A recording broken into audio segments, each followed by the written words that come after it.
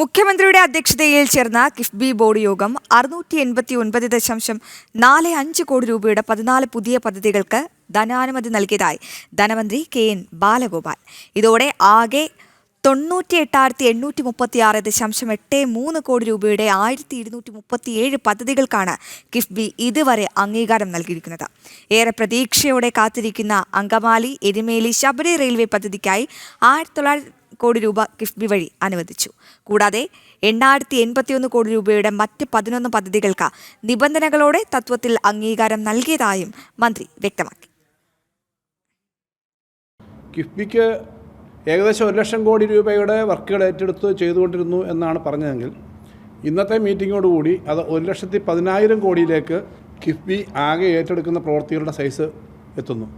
1 ലക്ഷം കോടിയല്ല, 1,10,000 കോടിയാണ് കിഫ്ബി ഇപ്പോൾ ഏറ്റെടുത്തിരിക്കുന്ന പ്രവൃത്തികളുടെ ആകെ സൈസ്. കേരളത്തിൽ വലിയ തോതിൽ മാറ്റമുണ്ടാക്കുന്ന ധാരാളം പ്രൊജക്റ്റുകൾ കിഫ്ബി ഏറ്റെടുത്തിട്ടുണ്ട്.